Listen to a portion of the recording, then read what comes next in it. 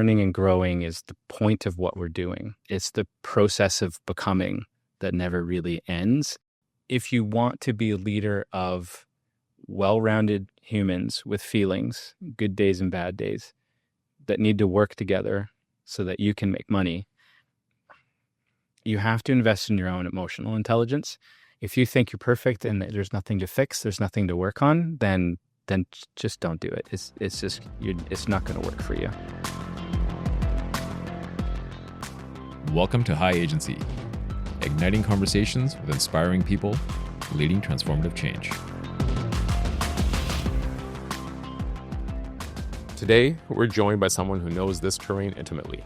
Shawn Johnston has transformed his own neurodivergent experience into revolutionary solutions for creative agencies that are facing burnout and chaos. Shawn is the founder of Refoundry, a revolutionary low-code site builder for WordPress agencies. And after 13 years running Forge Smith and delivering over 500 websites, he's transformed hard-won lessons about burnout and broken processes into a game-changing solution. His platform empowers agencies to cut their build times by up to 70% while maintaining quality. And as a neurodivergent entrepreneur, Shawn champions systems that eliminate bottlenecks and chaos, helping creative teams scale sustainably.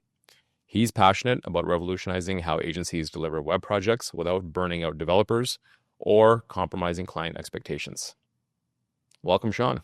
Thank you for having me. Yeah, thanks for joining us. I'm obviously very interested in your journey as a leader and as an agency founder. You started Forge Smith at about the same time that we started Skyrocket. That's right. I think you learned some lessons about leadership and improving systems and processes far earlier than I did. And that's, I think, a big part of my curiosity about how you kind of arrived to where you did. But before we get into all that, how did your agency start and why did you start the agency? That agency sort of grew out of my freelance career. And I actually sort of branched out on my own during the Great Recession of the early 2000s when the whole housing bubble collapsed. Like around 2008. Yeah, there you go. And then, so the agency I was working at the time folded, and I had been doing just some side hustle work, and I decided to jump all the way in. So it was a lot of Craigslist hustle. I was doing $1,500 WordPress sites. I really enjoyed it, but just sort of scaled from there. Things started to take off, and I had to start employing people, and I couldn't give them a shawnjohnston.ca email address, so I came up with Forge Smith, and we've been around ever since. Why I went out on my own, I just I spent good 8 or 9 years at a corporate head office for a national electronics retailer that will remain unnamed. But I don't know. I saw the benefit of process and frameworks, but I just never agreed with the ones I was being forced to work within. They just didn't. And I had no control to be able to shape them. I just had to work in unnatural ways for myself. So going out on my own just gave me the freedom to work in a workflow that made sense to me. And that just gave me a way to continue to evolve and scale. A lot of it really came down to just wanting to control my own destiny.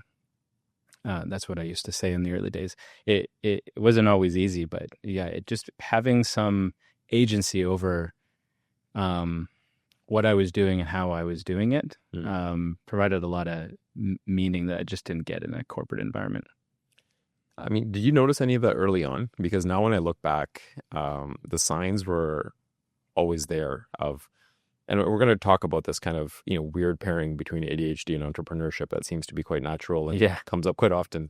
But when I look back, the signs were always sort of there. Like in my school, I was highly distracted and distracting, other kids. Early life, obviously. Yep. And I would, go home and hyper focus and get my stuff done and still scored well. But I was a pain in the ass, like during actual school hours. And then later on, when I actually, entered the job market, places where I had a lot of like autonomy, I did really well. And so I was a great hire for companies that kind of had a chaotic and loose structure, because I would go in and just, with a lot of ownership, Yeah. treat the place like I owned it, which sometimes annoyed, anybody there that was more senior than me. But I would just set about making changes and trying to make things happen. But at the same time, at some point, like pretty quickly, I would also kind of burn out of that role. Yeah. Because at the end of the day, it wasn't my company, and I'd be pushing against a lot of friction sometimes of trying to make things happen. Yeah. And I'd either get bored or something else would happen, and then I'd wind up leaving. But where did you see some signs in early life that Early signs, yeah. I'm trying to do things differently here? Yeah, it's a similar story. I spent a lot of time at the front of the classroom. A lot of report cards where Shawn's very social, which really wasn't what that was. But anyways, yeah, I think I was just, while you were talking, I remembered that I worked at 2 restaurants while I was in school. One was Boston Pizza. I was a star server. I always got the section 1, which was the busiest with all the booths that everybody wanted to sit in. And I could rock that from opening to close. And then when we moved into the city, this was out in Abbotsford where I was going to school. I got a job at Milestones on Robson. And this was a place where it was just rigid process. It was about collaborating with everybody. And I crashed out of there in like 3 weeks. Utter failure. So yeah, it was when I had the autonomy to operate in a way that made sense for me, I was a rock star. But you forced me into an unnatural process where I just didn't understand why I was doing what I was doing, couldn't make those connections, just abject failure. So yeah, it's there's a lot of those signs as far as where it's called a spiky profile, where you can be really, really talented in certain things and then just abysmal in others. The JetBlue example was a case study I heard once where this guy could schedule hundreds of planes with ease. We couldn't pay his electric bill. Mm-hmm. And so, yeah, looking back, there were definitely a lot of signs like that. Yeah. I mean, it would have never occurred to me to do any sort of like organizational behavior study of Boston Pizza versus Milestones. But I mean, it sounds fascinating, because that's something that never would have occurred to me, that there'd be some sort of like cultural rigidity. Because I mean, you don't think about these things when you go to a restaurant, right? And not to undermine them in any way, but like, Boston Pizza, it's like a fairly like, run of the mill chain, right? So you don't really. It was run it however you wanted, like come up with your own system. I didn't care as long as the food got to people. Yeah, and comparing that place to Milestones, which in my mind is another run of the mill chain, it doesn't really seem like there'd be that much difference. It was like working inside of a machine. There was this stupid step, look left. So anytime you went in the kitchen, you had to look left and put dishes away. And sometimes it was like, I just need ketchup for table 5. Mm-hmm. But like if you got caught doing that, like you got in big shit. So I just would get so distracted, and I was just poor people just never got their ketchup. So let's talk a little bit more about this spiky profile that you were mentioning. Because like the JetBlue example is awesome, and again, myself as well. Like when I was in university, even I was in the business program, and I blew through all of my electives. Like I think I went through 4 years of electives in the first 2 years. So Englishes, philosophy, anthropology, everything was done because I loved all of that. Yeah. I didn't even know why I was in the business program at the time. And anything that I didn't connect with on this like visceral level, like I couldn't like write 2 words to like save my life. It was moving mountains. Yeah. And so, my grades were like A+ and C- and D's, right? And that was, I didn't have a word for it before, but I guess the spiky profile. It's a spiky profile, yeah. So it's just important to note, like I will always be speaking about neurodiversity from an ADHD lens. So ADHD is a diagnosis that I got 8 or 9 years ago when my son was diagnosed, when he was struggling in grade 5. And then once we realized, it was just a very common scenario, once we realized that I was also ADHD and I started letting people know, they were like, obviously. Totally. Yeah. So it was very anticlimactic. I thought it was going to be this big Revolution. yeah, Yeah. and they're like, no, yeah, absolutely, you didn't know. But for me, there was always sort of a part missing, and so autism was a diagnosis I received a couple of years ago. So the way the two neurotypes work with each other is a bit different. Like the best way that I can phrase it is the autism craves routine and rigidity, where the ADHD craves novelty and ingenuity and excitement. And so those two will tug and pull and tug a lot. So some of the ways that it gets missed is that the ADHD often acts as a mask for the autism.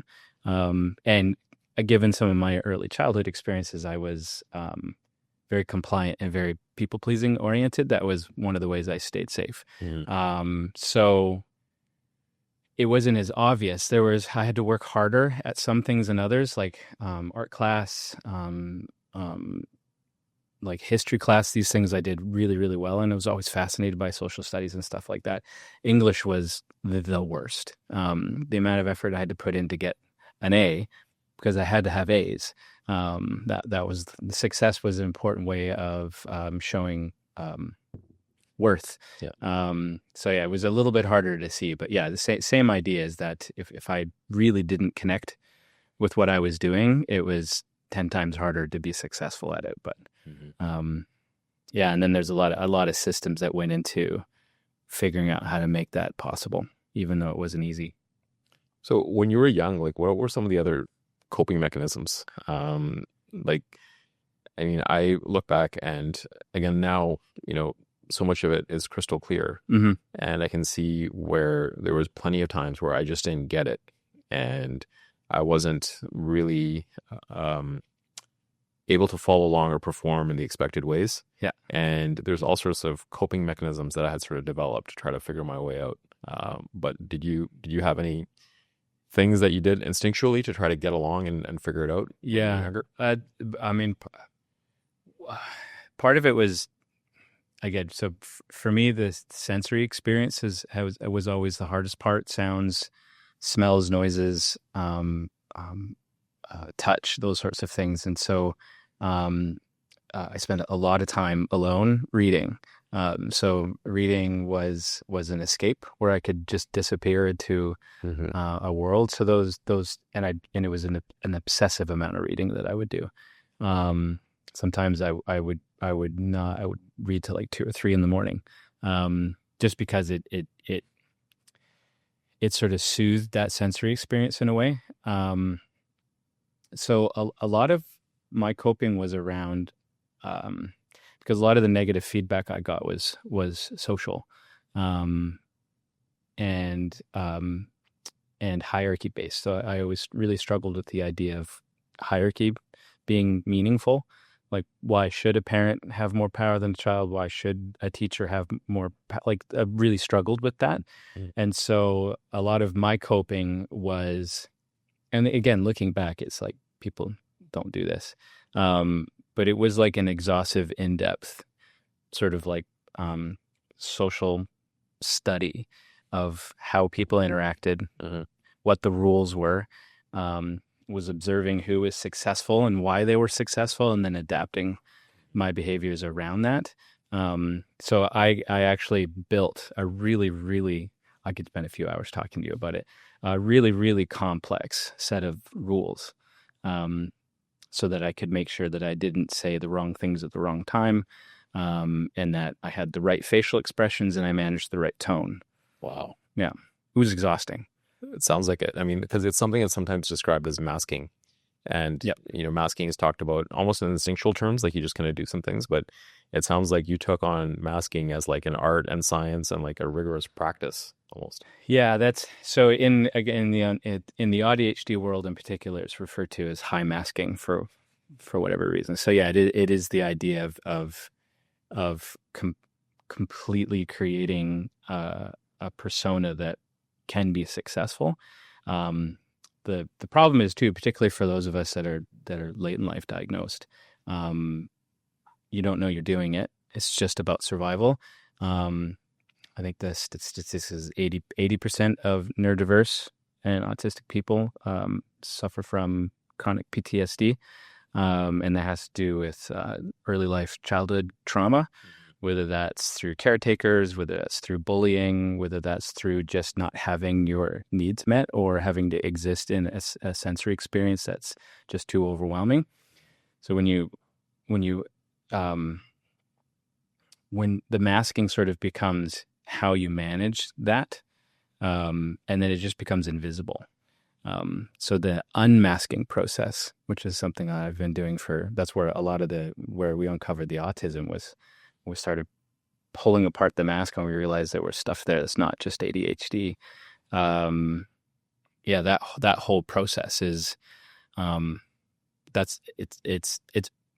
it's painful. There's a grief that can come with the realization of just how many of your needs were met and how hard that kid had to work just to fit in.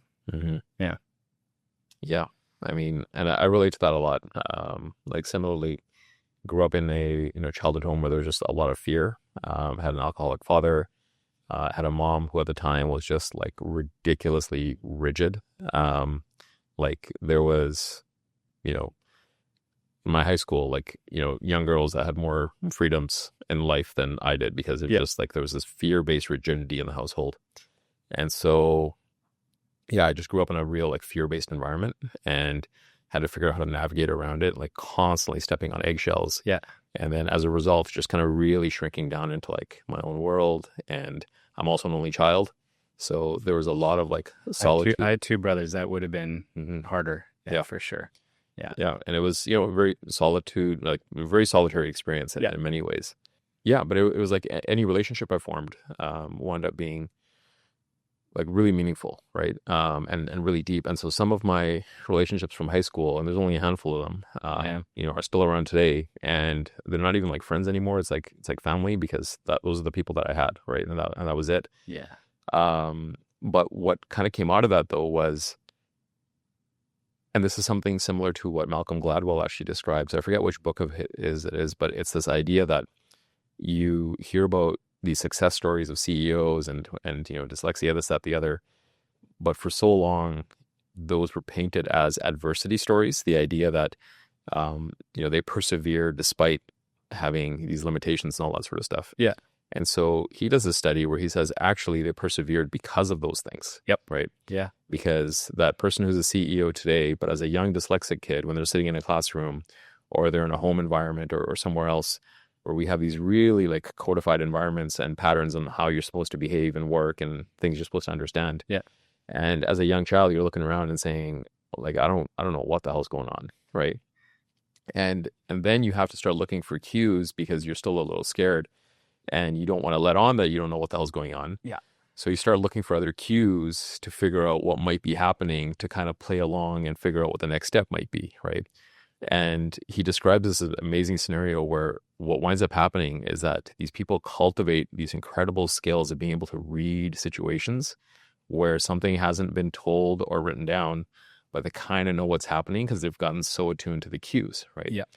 And then you fast forward decades later, and now when that person's sitting in a board meeting and they're, reviewing financial statements or performance or whatever, and people are saying certain things, and there's a report on their desk that is, written information saying, here's what happened.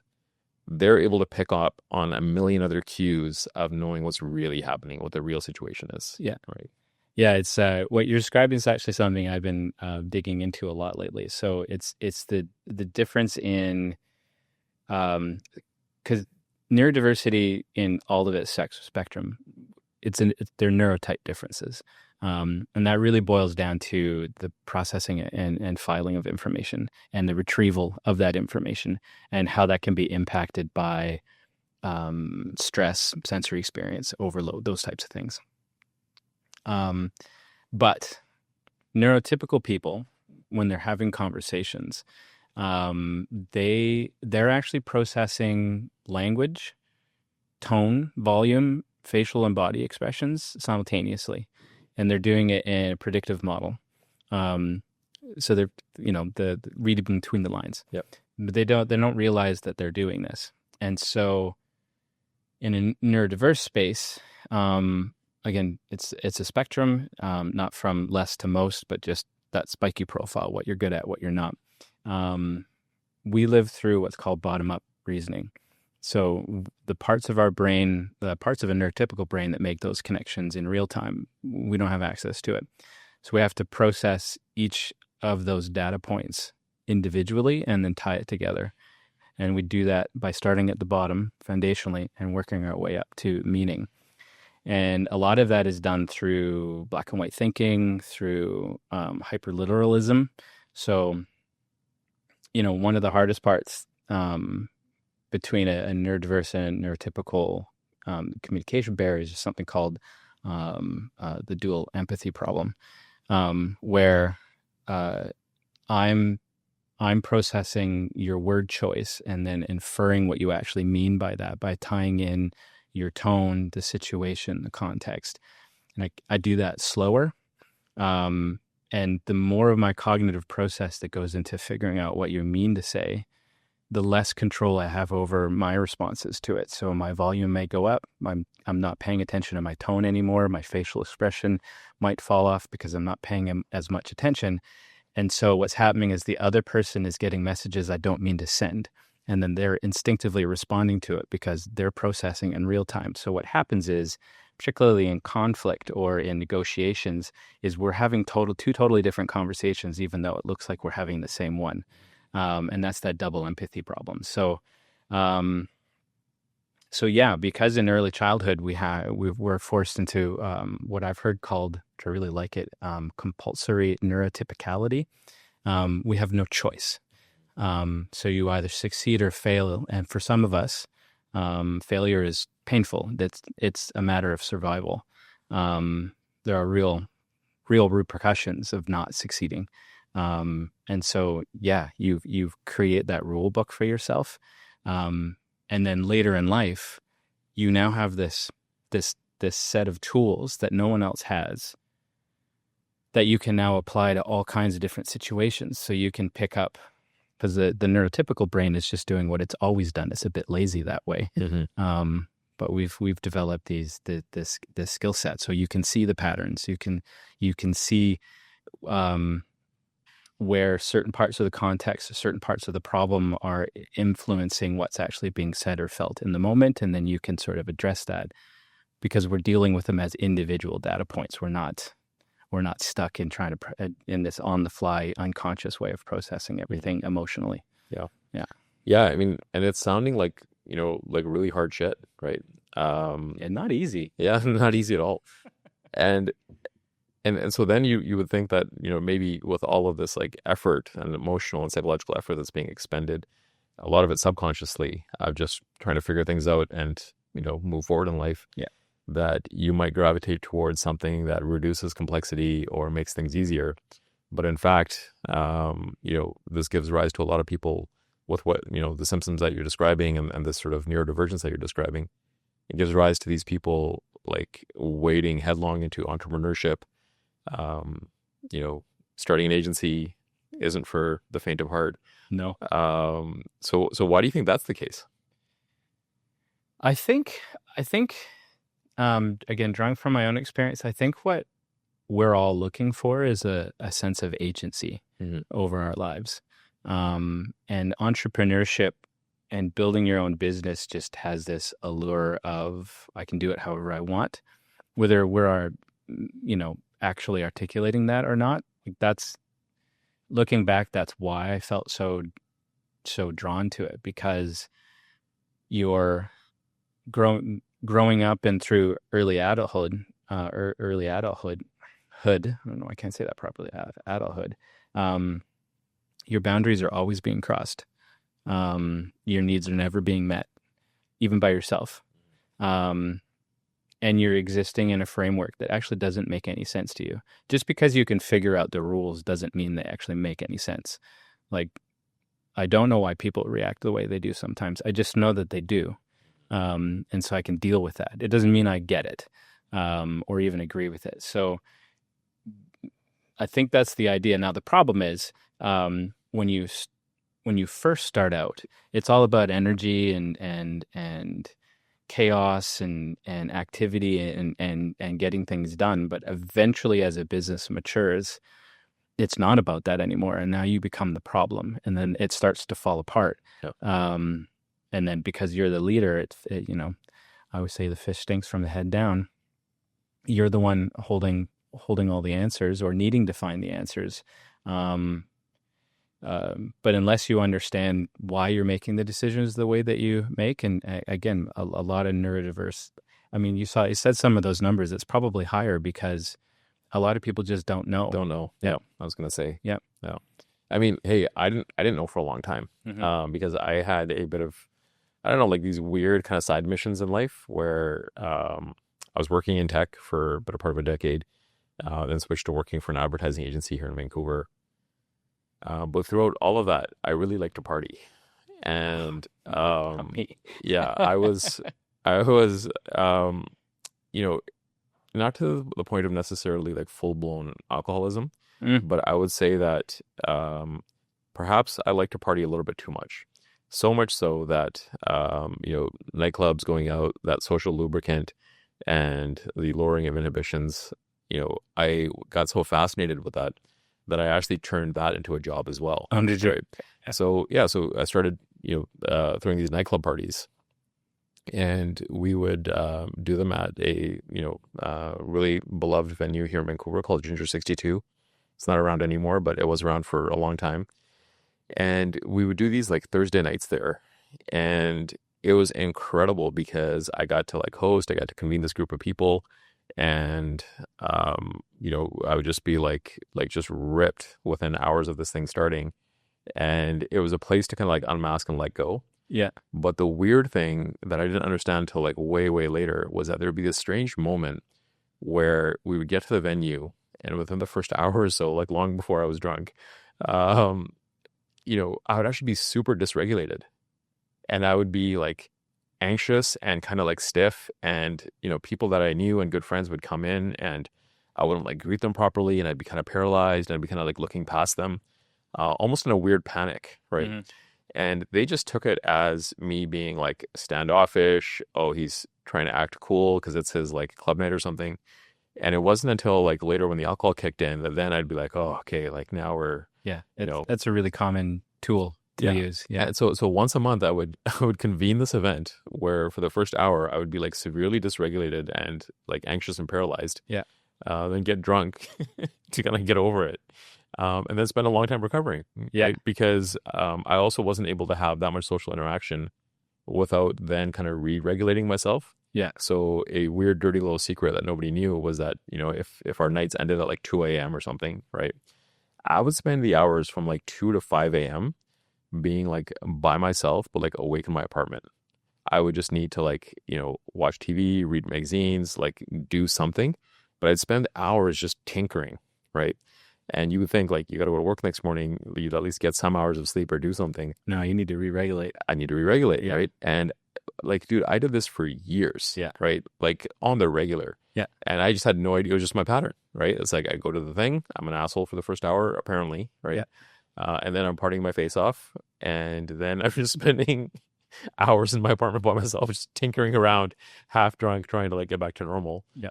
And then rinse and repeat, right? And then kind of instinctually, like, like, what is it now? 13 years ago, I just stopped drinking. And again, I think it was probably getting to a point in my life where it could have been a problem. And almost by accident, I just quit. Mm-hmm. And then things got super awkward. Because that thing that was like my lubricant, my catalyst for a lot of social, moments wasn't there anymore. Yeah. And now it wasn't even that if I went to an event, it's like, oh, it's hard being around drunk people. It wasn't even that. It was that I just couldn't hang at all, right? And now I had this severe aversion, actually, to gatherings and like events. And I just couldn't go anywhere. Yeah.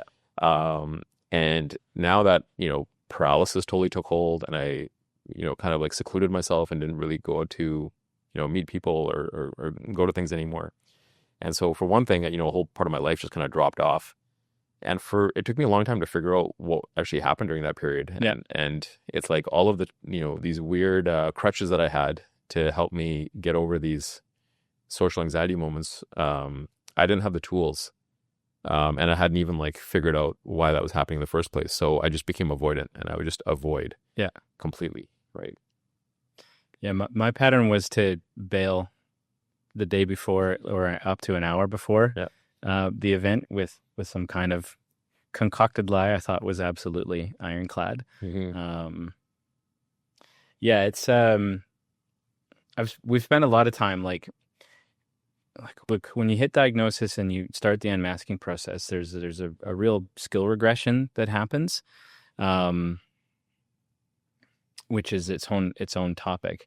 But a lot of it too is just reflective. Like, if I can't do this now, why could I do it then? Mm-hmm. And a lot of it is what dysregulation looked like, how it showed up then. So like for me now, dysregulation looks like meltdowns or shutdowns, which are, they're specific things. Once upon a time, what that looked like was rage, volcanic blowups, violence. It was partly because that was what was a safe way to express yourself in the house that I grew up in. And then later in life, particularly in toxic male circles, like, again, that was another way that was acceptable to show up. Like, you couldn't fold up and cry. Yeah. But being aggro was like, oh, that's right. He's a dude. Yeah. So that was acceptable. So in a lot of cases, the way it looked like, one was like constant flakiness, just bailing at the last minute, because I didn't understand that what I was feeling was that social anxiety that I couldn't get past, because I didn't want to go into that space with the sounds and the lights and the other drunk people and things like that. But when I did force myself to go to those things because there wasn't a way out of it, a party or something, some social repercussion was too strong to fake my way out of. It looked like me being an asshole through most of it. And then it looked like me being a grumpy asshole for the next 3 days. And that was just what dysregulation looked like. So, a lot of this unmasking process as well is trying to first just be okay with the fact that people are still going to interpret what's going on in ways that you don't want them to. That was a pattern you created, you participated in it. That's the cost. It takes time. But also, and this is the part I'm still struggling with, is that those types of outbursts or ways of managing dysregulation had a double benefit. It blocked engagement. I mean, I have talked to you about it. I could do whatever I wanted, right? It was a way of sort of like managing it away. But now when you're trying to do things in a more holistic way, it doesn't impact the people around you. They want to talk about it. They want to process feelings. And that's harder for me. So if I'm already dysregulated, or approaching dysregulation, that's sometimes effort I need to expend. But it's the not easy part. Yeah. Because I also do have something called alexithymia. So I actually really I can't in real time process what I feel in my body. I physically can feel the sensations, but I couldn't tell you what I'm feeling until later when I can process it bottom up. Explain that a little bit more, because that sounds too familiar, and I feel like I'm being diagnosed live. But could we dig a little bit? Alexithymia is actually really, really common in the neurodiverse space. So if we think of emotion as just another type of sensory input, which it is, we have to process that in real time. But when you're feeling stress, when you're feeling fear, when you're feeling anger or hurt, these are big emotions.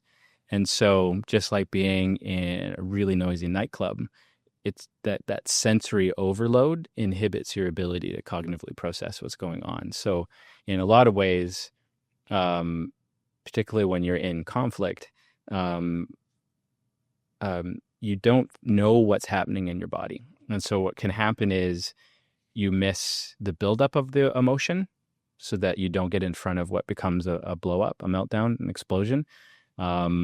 Sometimes you can't articulate to people how you're feeling. So then when you have like neurotypical partners or friends, who are saying, I'm feeling this way, like it's hard for you to participate in those conversations because you can't identify it.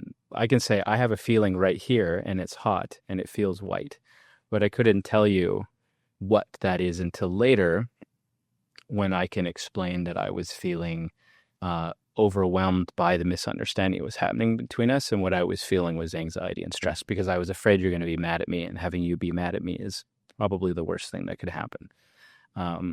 So there's a lot of that as well. And particularly when you're in like intimate relationships or parent-child relationships where they want emotional connection, that's another thing that's hard because intuitive emotional connection is not easy for us. Mm-hmm. Partly because you have to be able to understand what you're feeling in real time, and that's I don't have that. I don't have that skill. Yeah, this is sounding way too familiar. That's incredible. Yeah, because I mean, I never actually know how I'm feeling. It takes me a long time to figure it out, whether it's a critical situation, if it's change, if it's been a relationship in the past. It would take me a long time to figure out what I was feeling. Yeah, and this actually reminded me of a conversation I had with a therapist like years ago, and this therapist didn't last long, and I'm realizing now that perhaps it was like a skill mismatch. Yeah, because she'd ask me questions like, "Well, how did that make you feel?" And I'd just be like, I don't fucking know how that made me feel. Like, I don't know. I can intellectually it for you. Yeah. And I got to a point where she was like, well, you're not being forthcoming enough, so I don't think you're ready. And I was like, yeah, you're missing it. Yeah. I'm like, I don't know like what to say to you. Right. Yeah. In the therapy space, as an aside, it's actually really important to find someone that's, what's the word? I'm going to say pro-neurodiverse. That's not the right term. I can't think of the right term. But they have to be aware and understand how that presents. Yeah, like fluent in that space. That's right. Yeah. That was a big thing for me. But just like talking about like within leadership space, or when you're working within a business, like when chaos erupts, when a serious situation erupts, like we had a data breach, and our technical director was just like freaking out, and being too reactive. Like he was a step away from just deleting everything. But for us, I'm not being connected to how we're feeling, and a lifetime of masking and repressing it. It does allow us in moments of chaos and crisis to just again operate from like a logic place, from a place of cognitive processing. So I would say to him, that's probably not a good idea because we're going to need some of the stuff that's on there. So why don't we do this instead for right now? And he's like, oh, that's a good idea. So that can be where, particularly at a C-suite level, where we can be really successful, is because we're less emotional in that way. It comes at a cost. So like this particular security breach, like I was stressed the whole time. I was just able to think through it. What happened after it all finished and the existential crisis was over, it was like 3 days of profound dysregulation. So the way that I deal with dysregulation is building Lego. So I worked my way through a pretty large set. A lot of noise canceling headphones, a lot of non-dialogue, a lot of dark rooms. But yeah. Yeah, I mean, that sounds quite familiar as well. And I think sometimes you might accidentally scare the shit out of people around you, and they look at you like you're a sociopath because there's, crisis, there's all this stuff going on. And they're like, why aren't you having like, a very visceral human emotional reaction? Why aren't you normal? Yeah. Yeah. And instead you're able to cut through it and just be logical. It's because they're not being processed with the same areas of the brain. Yeah. Which again, neurotypicals, they don't think about it. Mm-hmm. They apply that same lens to everybody. Yeah. And then when you don't do it like them, you're broken. So, I mean, as someone who's invested what looks like a lot of time into figuring yourself out and how you operate, such that it sounds like you're starting to construct a bit of a user manual of Shawn Johnston. A little bit. Obviously your leadership style would have changed during that time. So how has it changed? Like when did that transition show up? Yeah. And how are you working with your team now? Yeah. So thankfully, some of them have been taken down. I didn't ever ask, but I guess people felt they could do it now. But about 5 years into the business, when I had dolphined for the third year in a row, which is just hiring a bunch of people and then laying them off because you've freaked out over your cash flow problems. I had actually managed to create a pretty toxic environment. I didn't like being at work, but when we did our third set of annual layoffs, Glassdoor was now a thing. And so there was some pretty horrible things written about me personally and my leadership style. And so that was a real moment of, I don't know, learning, reflection. Like when you get that type of like horrific feedback, you either face it, embrace it, and try to figure out how to move forward, or, think in a narcissism and just make it everybody else's problem. So the ADHD diagnosis had kind of happened around the same time. So I kind of leaned into it. And at the time, what I did is I got back to basics. So we just got down to the core of what we did. I moved back into a production role, and we just reinvented the workflow. And then we corrected the culture. And that included, that was the start of what I guess not my phrase, but I refer to it consistently as radical transparency. So we're all just humans doing our best job. I even say this to my kids. I'm just a person. I'm not anything different than you. So it's really just about, people don't want leaders to be perfect. They don't want you to always be right. They just want you to lead. And sometimes that means not knowing the answer and collaborating with other people to collectively come up with answers. And so the process from there was really just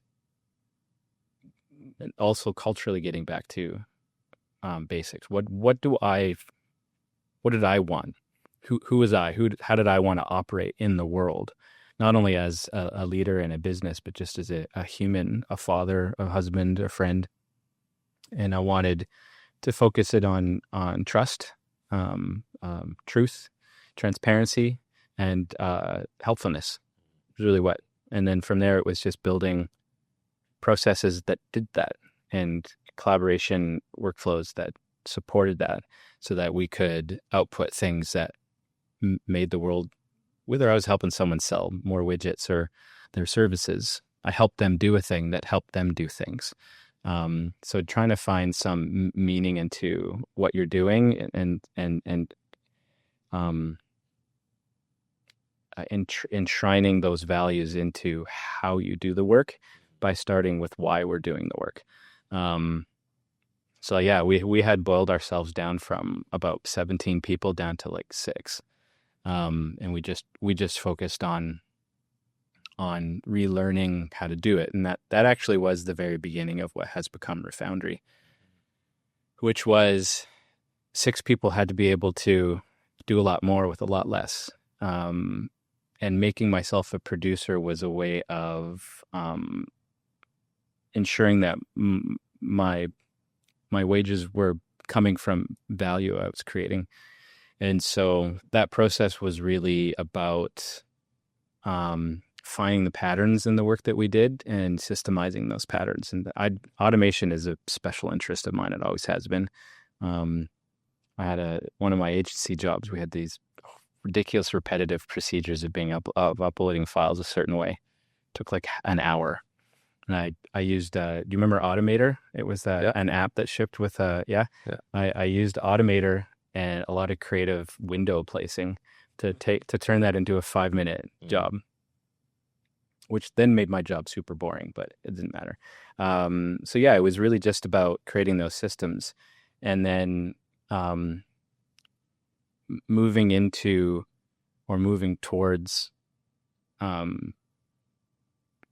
finding ways for people to also enjoy the way they did their work, and to enjoy the collaboration with clients, and for clients to enjoy the process too. So a lot of that was exit interviews, not being afraid of criticism, like taking nightmare projects and pulling them apart to figure out where did the process break? Where could we have gotten in front of this?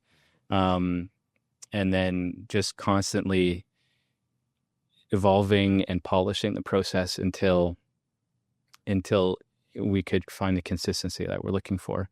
And under that was the creation of tools. So like common components and how that factored into development and how we could agree to certain norms and sort of agree to certain basic strategies that were what we're starting with. So we weren't pretending to start from scratch every time. So, yeah, I don't know if I've lost track of the actual original question.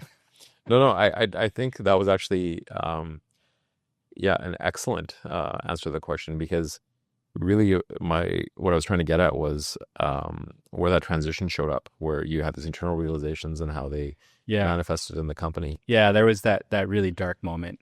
Yeah, I don't know. I got up, was really stressed out about how it all played out, was feeling really bad. And then I remembered Glassdoor was a thing. And I was like, I wonder if anybody left anything. And it was like 11 o'clock at night. And I logged in and it was, I felt flayed alive. Like just like my soul had been laid bare. Like everything that I thought was cool about the culture we created was just ripped apart. I didn't sleep that night. I didn't sleep much for a while. So, I think, that's where it showed up. It was just the ADHD and then later the autism and then just some other trauma unpacking as well.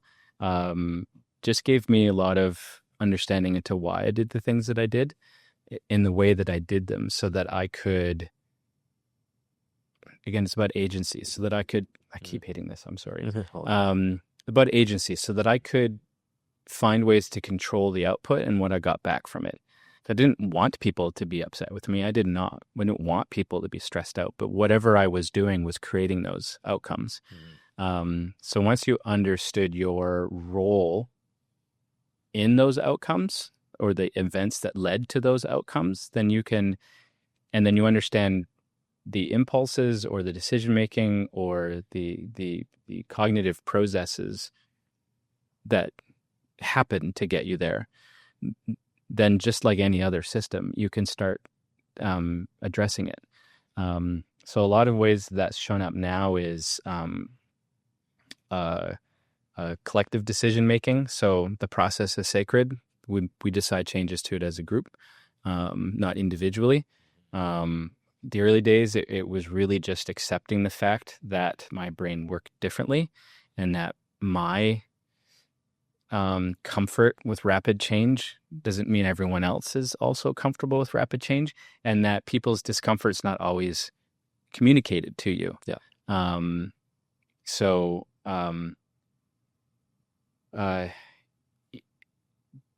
Being open to that dialogue and accepting when people don't agree with you and not resorting to, I'm the boss, do it the way that I want, because dictatorships don't last because they don't work. So a workspace really can't be any different. So you have to be aware of how people want to work and what they think is successful and what your clients agree is successful, and be prepared to change your mind and be adaptable to doing things in ways that that are optimized, whether it's optimized for you specifically or not. So that was a lot of it is, and I get a huge piece was in this puzzle was we started releasing anonymous pulse surveys with this app, so people could give us anonymous feedback.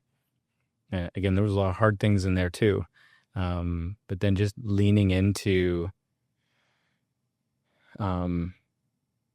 solving those, or at least talking about them, and then again building culture and process around that.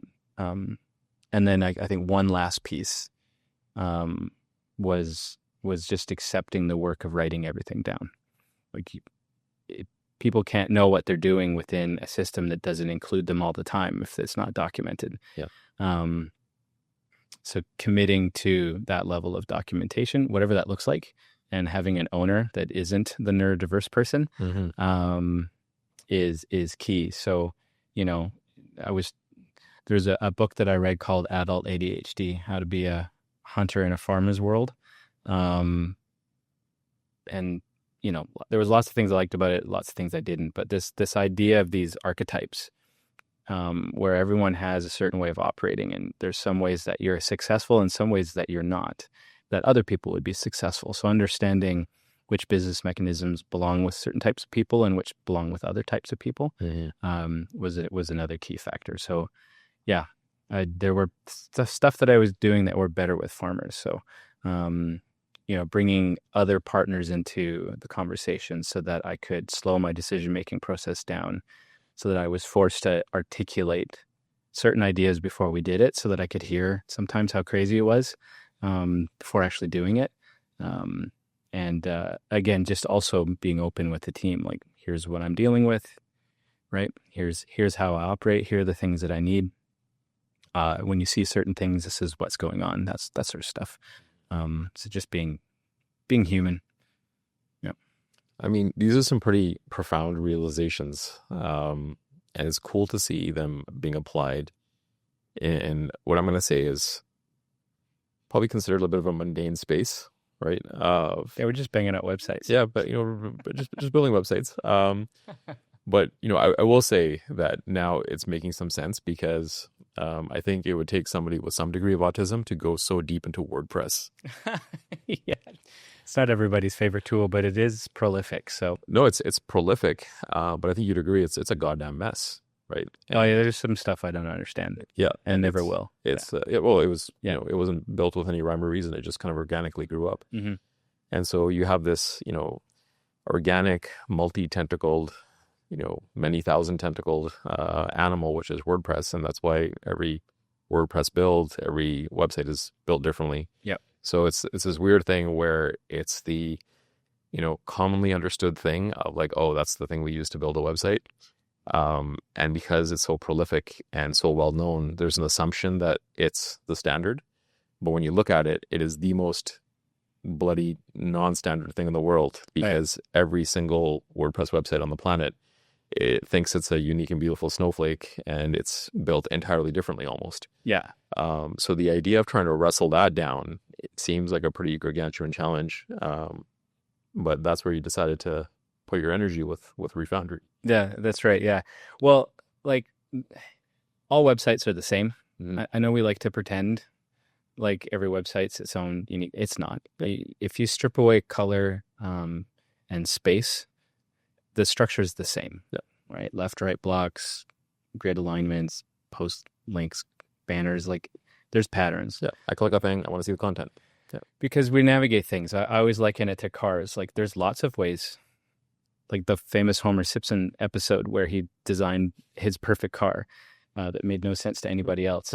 Doors are on the side, wheels are on the bottom, steering wheel's in the front, because it just works and we don't have to think about it.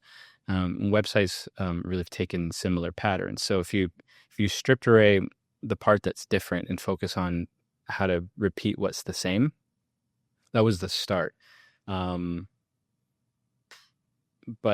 why WordPress? I get that question a lot, because there are definitely better CMSs. It was largely to do with the fact that it is the default. As a small agency, I don't have to try to talk you into Webflow or Squarespace or Craft or a custom Laravel application I came up with. Most of the people we talk to come to us because we're WordPress experts, because they know they don't want to leave WordPress. Because an end client actually doesn't care how you make it. Yeah. They just want to be able to change the content on their about page. Like this is what it comes down to, and that allows them to do it without having to learn something new. So, it was the Refoundry's journey really started, and we failed on a bunch of things before then. But when the full site editor part of Gutenberg, so Gutenberg is the block-based backend of WordPress that everybody immediately hated. I thought it was cool. just because it was a different way of looking at how to manage content and make things. But when the full site editor pieces came in, where templates and headers and footers could also be block based, right? We're kind of at that point. I'm like, you don't even really need a theme anymore. Like, this is a really interesting opportunity. It's still an unmitigated mess in some ways.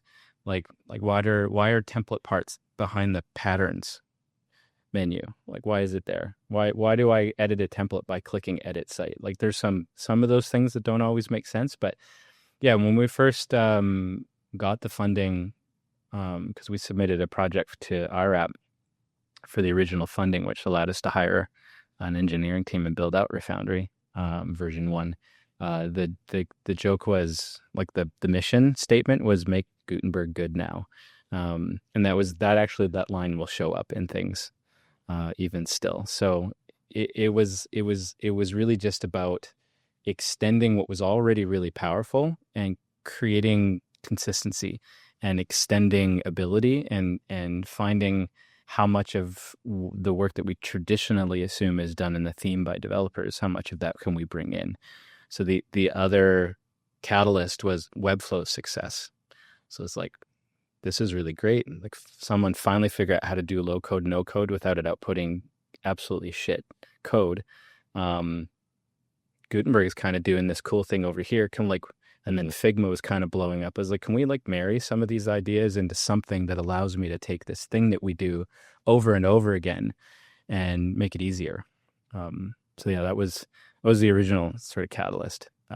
And yeah, why WordPress? Because it's 43% of the internet. Yep. People still want to buy it, and wasn't interested in trying to talk people into something else. And so, yeah, for good or bad, that's the path we took. I'm just hearing like multiple levels of pattern recognition across everything that you said. It's pretty fascinating to it is. Hear you walk through the journey, because it's like, why WordPress? The pattern, right? Yeah. Why Gutenberg? Emergent pattern, right? Yeah. Now, what comes after that? The next pattern. Well, and even like the next things that we're releasing later this year and next year, our current IRAP project is on AI and additional automation. So it's just, how do we extend the pattern further? Incredible.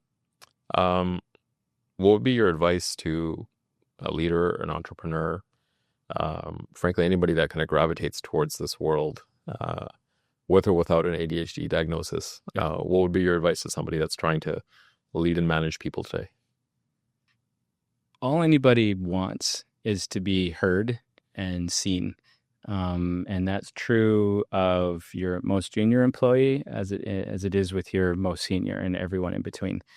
There's a lot of people talk a lot of smack about the millennial generation. I'm at Gen X. But this is just what they want. They want to know that they have some agency in the spaces they choose to be in, because it is a choice for them. I think that's super admirable. And the Gen Z is even more profoundly in this direction.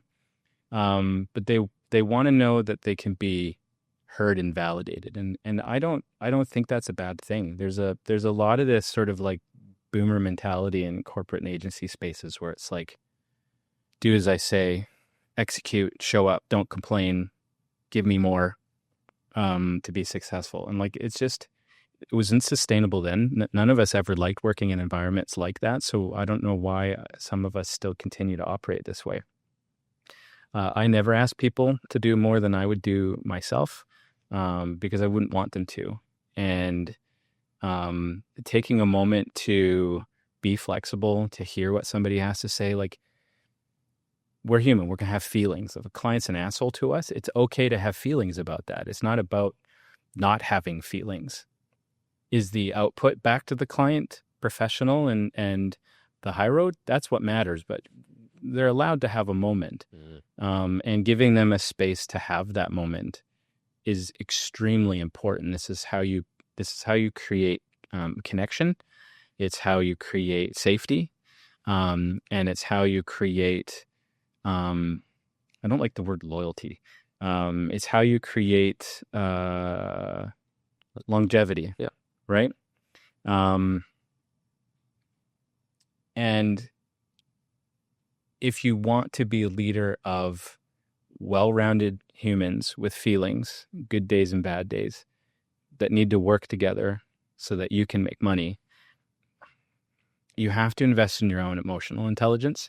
You have to do the work for yourself too. So if you think you're perfect and there's nothing to fix, there's nothing to work on, then just don't do it. It's not going to work for you. You have to be prepared to learn too. Learning and growing is the point of what we're doing, right? Whether you're a business owner or an employee or whatever, it's the process of becoming that never really ends. And that takes all different types of expressions and flavors. And, if you want to lead people, they need to see you grow too. They need to see you admit mistakes, to be open to saying, yeah, I fucked up. Yep, I shouldn't have done that. I really apologize. It's not going to happen again, or it won't happen the same way again. Right? People need to see humility. They need to see authenticity, and they need to see safety. I talk about that a lot, in the sense that, people in a workspace need to feel like they're operating in a place of safety, which means there aren't unfair expectations for them to be stressed out all day long with no solution, or having to be available after hours, or being responsible for things they're not being compensated properly for, or that, there aren't rules for how people talk to each other. So, if Gary gets to be a dick to everybody, and because he's a developer and we don't expect developers to be, kind human beings, then that's a cultural problem. Like, it's not everybody else's job to put up with Gary being a dick. Yeah. Gary can go. There's lots of other people that can do the job in a way that's beneficial to the people around them. So, yeah, that's what I would say. Yeah, I mean, and I think you landed on something pretty incredible there.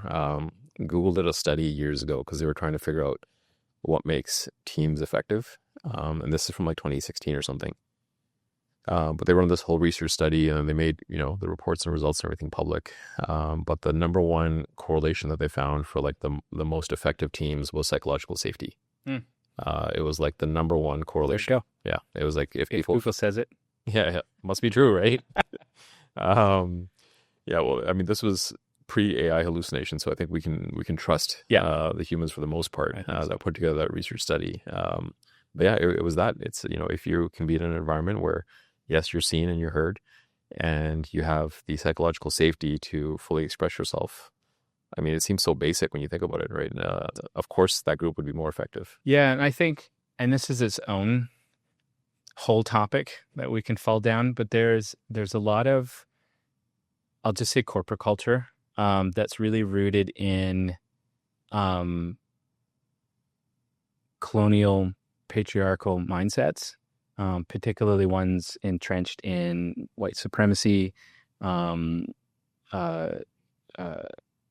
patriarchal male-first environments, neurotypicality, and ableism, where anything that doesn't fit this narrow division of normal isn't just punished, it's actively persecuted. And that's where a lot of this lack of safety comes in, is because we're still unconsciously operating from these social hierarchies. And we're all beholden to, right? Like even, cisgender, and traditional, white culture, beauty restrictions and things like that. Like, if someone's having a bad day, I don't have to understand why they're having a bad day. They need the afternoon off. They should feel safe asking for it, and they should feel like there's no repercussions for it. And then I'm going to check in with him the next day to make sure they're okay. And if they need another day, that's going to have to be okay. And there's going to have to be other people that need to be a part of shoring that up. And if they need extra resources, like, it's my job to make sure that they understand that there is, therapy coverage and the benefits package, and that, that they can take advantage of these things. So it's really it's all of that. Safety comes in all different shapes and sizes. And I think, ultimately, biologically, we're geared towards wanting to be safe. And that's where masking is really rooted in, is that Finding that safety. So some ways of finding safety within hostile environments are not sustainable and not healthy. So as a business owner, your job, just like it's your job in all different types of social paradigms, is to ensure that safety is the foundation. Everything else grows from there. So, I mean, I hate to end it here, but I feel like right at the end, you've just like touched on something that could be its own like 2-hour episode of, white supremacist, cisgender, ableist foundations of what is capitalist society, right? Which is that's the capitalist society, inherently unsafe, which is rooted in colonialism. Yeah, that's his whole thing. I've been diving into that. That's gonna have to be a part 2 or 3 of this episode. We joked about it, but like literally, you're ending on like the biggest note of a whole tangent that we need to go down. But yeah, I mean, I think what I'm gonna take away from this is really, I think, reinforcing my own ability to see and hear people, and perhaps with some amount of vulnerability and what's the word I'm looking for? Sharing, maybe, exposing myself a bit more. Through that, it'll create a bit more safety for other people to actually say, okay, we see and hear him, and now there's a space for us. Like if you don't feel safe doing that in a work environment, like that's a good indication that you have created an unsafe work environment. Yep. And that's a good place to start. Yep. Awesome. Well, Shawn, this has been fantastic, man. Thank you so much for coming in. Thanks for your time. No, it was fun. I love having these conversations. And good luck with Refoundry and everything you've got going on. Okay. If people want to learn more about what you're doing, what Forge and Smith is doing, about where Refoundry is headed, where should they go? My LinkedIn profile's got all of the links. That's the easiest place. Just hit me up with a connection, and I post pretty regularly there. I post on TikTok as well. I talk a lot about process and leadership. Real Agency Shawn. And I appreciate your TikToks. Real Agency Shawn, that's right. And then it's just the main site, refoundry.io. If you want to learn about the product, if you want a discovery call, just let me know. Awesome. Thanks, Shawn. Thanks. Well, hopefully we've given you a lot to think about. That was High Agency. Like and subscribe, and we will see you next time.